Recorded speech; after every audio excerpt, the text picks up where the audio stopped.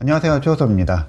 2021년 애플 가을 이벤트 되짚어보고 있는데요. 아이패드 미니에 이어서 이번에는 아이폰 13 이야기 하려고 합니다.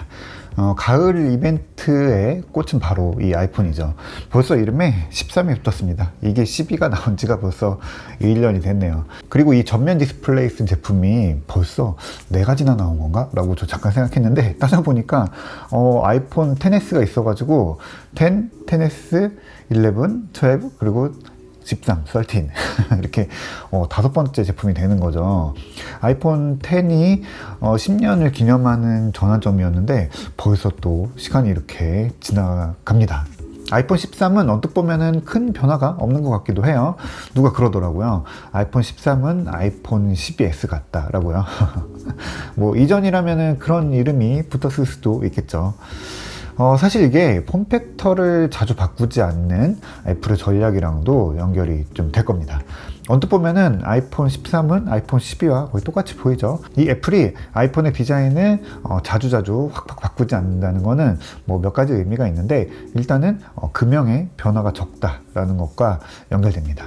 이거는 생산의 안정성 그리고 단가랑도 관련이 있어요. 아무리 뭐 제품 잘 만들고 가공 잘 하는 애플이라고 하더라도 이 금형 정밀도는 진짜 뭐 만드시는 분들 입장에서는 굉장히 신경 쓰이는 일이기도 하죠. 또 이게 구조적으로 생각하지 못했던 그런 문제들이 나중에 발견될 수도 있어요. 옛날에 아이폰 6가 휘었던 것처럼 말이죠. 그런데 이거를 몇 년씩 가져가면은 그런 세세한 문제들이 이제 바로 잡아지죠.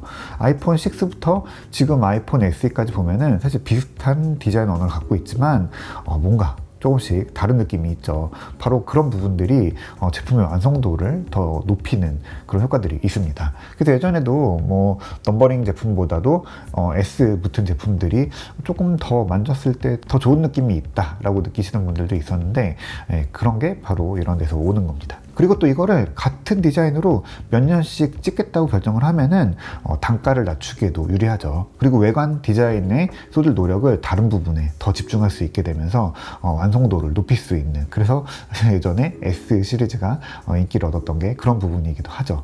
한 가지 좀 조심스럽게 내다보자면은 내년에도 14도 이것과 크게 다르지 않은 디자인으로 나올 거라고 생각합니다. 왜냐면 이게 S가 사라진 이유 중에 하나가 저는 이 디자인이 넘버링에 갇히지 않도록 하겠다라는 것처럼 느껴지거든요. 그러니까 10S 그 다음에 나왔을 때 11이 나왔는데 왜 디자인이 안 바뀌었지? 라고 해서 뭐 S 뒤에 SS를 붙일 수도 없잖아요. 이름을 통해서 디자인이 바뀌어야 된다라는 그런 강박관념을 좀 줄이는 게 아닌가라고 생각됩니다. 그리고 지금도 뭐 이 디자인 너무 좋죠. 그래도 좀 달라진 부분이 있습니다. 바로 이 노치 부분인데 약 20% 정도 줄어들었다고 해요. 이건 언젠가 작아질 거다라고 생각했던 부분이잖아요. 궁극적으로 언젠가는 또 사라져야 되는 그런 부분이 바로 이 노치이기도 하고요. 이 노치 크기는 작아져도 기능적으로는 트루뎁스 카메라가 그대로 다 들어가서 그대로 작동을 합니다. 네, 이제 중요한 이 안쪽을 좀 볼까요? 아이폰 13의 특징은 뭘까요? 저는 가장 큰 특징은 프로세서와 카메라라고 봅니다. 아이폰의 카메라는 뭐 말할 것도 없이 사진, 영상 다 잘 나오죠. 요즘에 사실 안 나오는 카메라 없잖아요. 그런데 여기에 주목할 것이 몇 가지가 있습니다. 일단은 프로레스 코덱입니다. 이건 영상의 로우 파일이라고 보면 돼요. 사실은 완전 로우는 아니고 압축이 좀 되고 손실 압축이 되는 코덱인데, 그래도 화질과 압축률이 아주 훌륭합니다. 그래서 전문 영상 쪽에서는 거의 표준 코덱으로 쓰입니다. 그런데 이게 아이폰에 들어갑니다. 아이폰으로 이 프로레스 영상을 찍을 수 있는 거죠. 이거 놀랄 일이에요. 왜냐면 이걸 찍을 수 있는 카메라는 우리가 아는 뭐 동영상 찍기 좋은 카메라, 소니 알파7 이런 데에도 프로레스로 촬영할 수 없습니다. 보통 들어본 적도 없는 아주 전문가급의 뭐 방송, 영화 찍는 그런 카메라들이 쓰는 게 바로 이 프로레스 코덱이거든요. 물론 이 프로레스 코덱이 애플이 만든 거거든요. 그래서 애플이 만든 거니까 아이폰에서 되는 거 당연한 거 아니냐라고 할 수도 있는데, 이거는 아이폰 13을 산다고 해서 우리가 뭐 일상의 영상을 프로레스로 찍는다거나 그럴 일은 사실 없습니다. 아이폰으로 영화나 드라마 이런 걸 찍을 때 쓰는 그런 코덱입니다. 그래서 이거 진짜 의미는 아이폰이 전문 촬영 도구로서 역할을 할 수 있다는 점, 그리고 또 이걸 처리할 수 있을 만큼 강력한 성능을 갖고 있다라는 상징성이 있다 봅니다. 왜냐면 이걸 처리하려면 아주 빠른 프로세서 성능이 필요하고, 이 큰 파일을 하나도 흘리지 않고 딱 담아낼 수 있는 빠른 저장 장치도 필요하죠. 아이폰의 A15 바이오닉 프로세서가 그렇다는 거죠. 여기에 지난해에 아이폰 12에서 더해졌던 돌비 비전까지 더하면은 사실상 이미지를 처리하는 카메라 이미지 처리 장치로서는 정말 말도 안 되는 일이 이루어지는 겁니다. 그러니까 12비트 돌비 비전, 프로레스 이걸 다 찍을 수 있는 카메라가 얼마씩 하는지 보시면 아마 깜짝 놀라실 겁니다. 그러니까 이걸로 뭐 A15 바이오닉의 기본 성능 그리고 이미지 처리 프로세서의 성능을 알 수가 있는 거죠. 사실 카메라들도 이렇게 스마트폰에 준하는 성능, 그 이미지 처리뿐만이 아니라 후처리 같은 것들 편집까지 할 수 있도록 이런 고성능이 필요하다라는 이야기가 계속 나오고 있죠. 근데 카메라 업계는 아직도 좀 뭔가 조심스러운 것 같기도 하고요. 뭐 어쨌든 결과적으로 프로세서에는 좀 인색하다라고 느껴집니다. 네, 애플워치가 시계 산업을 덮쳤던 것처럼 아이폰이 여러 가지로 영상 카메라에 위협이 될 수 있다라는 게 점점 여러 부분에서 느껴집니다. 그게 이번에 더해진 시네마틱 모드에서도 딱 느껴지거든요. 이건 렉 포커스라고 해서 초점이 우리 시선보다 조금 늦게 그리고 또 느리게 따라가는 그런 효과를 말하거든요. 실제로 영화에서는 그런 극적인 효과를 내려고 손으로 이렇게 미세하게 초점을 맞추거든요. 이걸 잘하는 감독님들이 영상 멋지게 찍는 감독님들인데 이게 아이폰은 자동으로 합니다. 사람의 얼굴과 시선 그리고 화면에 들어오는 그 상황을 인식을 해서 초점을 자동으로 아주 자연스럽게 만들어주는 거죠. 뭐 당연히 머신러닝으로 하는 거죠. 머신러닝으로 어떻게 찍어야 될지에 대해서 학습 모델이 이제 만들어져서 우리가 다운을 받으면 아이폰에서는 이 뉴럴 엔진이 빨리 이걸 처리하고 판단해서 초점을 어디로 어떤 속도로 어떻게 가져갈지를 결정하는 겁니다. 물론 아이폰 카메라의 센서는 카메라랑 비교할 수 없을 정도로 작죠. 광학 성능은 떨어집니다. 그래서 심도 표현이 그렇게 얕게 막 되지는 않지만 그래도 활용하기에 따라서 멋진 심도 표현을 할 수 있어요. 이번에 키노트에 나왔던 데모에서도 보셨던 것처럼 말이죠. 언젠가는 이게 저는 인물 사진 모드처럼 소프트웨어적으로 심도를 좀 표현할 수 있는 것도 더해지지 않을까 생각을 하거든요. 영상은 결국에 수많은 사진을 실시간으로 처리하고 이걸 묶어서 움직이는 영상처럼 하나로 이제 합치는 건데 이건 결국에 프로세서와 소프트웨어 역할이 아주 밀접하게 들어온다는 얘기죠. 그래서 프로세서에 힘이 넘치면 그 프레임마다 할 수 있는 일들, 효과들이 늘어나겠죠. 카메라 업계는 이거 농담이 아니라 진짜로 긴장해야 됩니다. 자, 그러니까 결국에 반도체 성능 향상이 우리의 사진 찍는, 영상을 찍는 경험을 다르게 만들어주는 거죠. 우리가 뭐 칩 성능에 대해서 바라보는 게 뭐 CPU 성능이 얼마가 늘었고, 뭐 GPU가 뭐 어떤 성능을 내고, 폴리곤을 몇 개 처리하고, 이렇게만 볼 게 아니라 조금 더 넓은 의미로도 이제 봐야 되는 거죠. 일단은 뭐 당연히 기본적으로 필요한 성능을 만족시키냐, 이건 굉장히 중요한 문제죠. 근데 그거는 요즘에 다 기본적으로 아무리 저렴한 폰이라도 일정 수준 이상은 되죠. 그러면은 그 남는 성능으로 뭘 할 수 있을 거냐라는 거를 항상 생각을 해야 돼요. 그게 바로 칩이 주는, 성능이 주는, 만들어주는 경험인 거예요. 그 중에 몇 가지가 앞에 얘기했던 뭐 영상 처리 이런 것들인 거고요. 자, 그러면은 A15 바이오닉은 얼마나 빠를까요? 지금 사실 정확한 데이터는 없어요.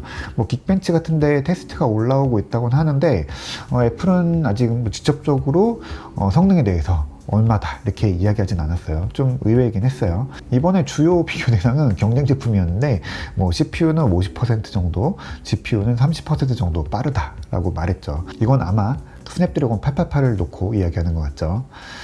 그리고 또 간접적으로 성능을 한번 또 이야기했는데 아이패드 미니를 설명할 때 이전 아이패드 미니, 그러니까 A12 바이오닉 프로세서보다 CPU 성능은 40%, GPU 성능은 80% 정도 좋아졌다라고 이야기했습니다. 지난해 A14 칩이 A12보다 CPU는 40% 정도, GPU는 30% 정도 좋아졌다라고 했거든요. 그러니까 이걸 생각해 보면은 CPU 성능은 그렇게 뭔가 극적으로 확 높아지지는 않은 것 같고요. 대신에 GPU는 아이패드나 아이폰 13 프로에서 코어를 5개로 늘리고 좀 아키텍처 계산하면서 크게 올라간 걸로 이제 보입니다. 자, 그러면은 매년 뭐 거의 극적으로 몇십 %씩 뭐 진짜 2배 이상 넘는 성능 향상을 해왔던 게, 애플의 반도체는 매년 아주 큰 폭의 성장을 해왔죠. 뭐 몇 배씩 빨라질 때도 있었고요. 요즘에는 그 정도는 아니고 몇십 % 정도 좋아지긴 하는데, 이번에는 좀 뭐 성장이 좀 정체되는 걸까요? 아마도 사람들이 그렇게 받아들일 것 같아서 직접적으로 성능 자체를 언급하진 않은 것 같습니다. 하지만 뭐 CPU 성능은 이미 가장 빠른 프로세서에 들어가 있고 충분하죠. 그리고 게임을 비롯해서 지금 더 필요한 부분은 GPU 그리고 뉴럴 엔진인 거잖아요. 그래서 이 부분의 성능에 조금 더 집중해서 이 칩 전체의 성능을 끌어올렸다라고 볼 수 있을 것 같습니다. 실제로 트랜지스터 수도 150억 개로 A14보다 32억 개 정도 늘었는데, 이게 GPU랑 뉴럴 엔진으로 같다라고 볼 수 있습니다. 자, 이렇게 CPU 성능이 좋아지면 뭐 빠른 거, 뭐 할 수 있는 거 늘어나는 거, 이런 부분도 있지만 부차적으로 따라오는 효과가 하나가 더 있죠. 바로 배터리입니다. 성능 좋은 프로세서로 좀 가벼운 일들 처리하면 같은 일을 하더라도 훨씬 적은 전력으로 일을 할 수 있거든요. 이거는 자동차랑도 좀 비교해 볼 수 있을 것 같은데, 똑같이 시속 100km로 달린다고 해도 3000cc짜리 차랑 경차랑 비교하면은 오히려 경차가 기름을 상당히 많이 먹습니다. 네, 이거는 한계가 금방 오니까 그때는 갖고 있는 출력을 다 짜내서 써야 되기 때문이에요. CPU도 마찬가지입니다. 클럭이 올라가면 전력 소비량이 이렇게 따라서 올라가는 게 아니라 이렇게 급격한 커브를 그리면서 어느 정도 이상 올라가면은 전력 소비를 막 쭉쭉쭉쭉 높여갑니다. 그래서 웬만하면은 이 안쪽에 낮게 올라가는 쪽에서 많은 일들을 처리해야 되는 거죠. 이번 A15 바이오닉 프로세서는 좀 더 여유롭게 많은 일들을 처리할 수 있게 된 것 같고요. 또 구조적으로도 배터리가 좀 커진 것 같아요. 이건 용량을 봐야 되긴 하겠지만 제 생각에는 좀 이렇게 배터리 크기가 좀 늘어난 것 같고요. 또 그만큼 로직보드 크기도 좀 줄어든 것처럼 보입니다. 이건 결국에 뭐 반도체 설계 그리고 메인보드 설계 자체에 좀 더 기술이 좋아졌다라는 거죠. 그렇게 해서 배터리는 짧게는 1시간 반에서 2시간 반까지 늘었다고 해요. 이게 애플이 배터리에 대한 발표는 좀 보수적이라서 실제로는 아마 이거보다 더 길게, 저 보기엔 2시간에서 뭐 3시간 이상 길어질 거라고 보고 있거든요. 그리고 뭐 2-3시간 정도 큰 차이 아니라고 볼 수 있지만 그 몇 시간이 실제로는 굉장히 큰 마음의 평온을 줍니다. 저는 아이폰 11 프로 맥스를 쓸 때부터 배터리를 완전히 잊고 살았거든요.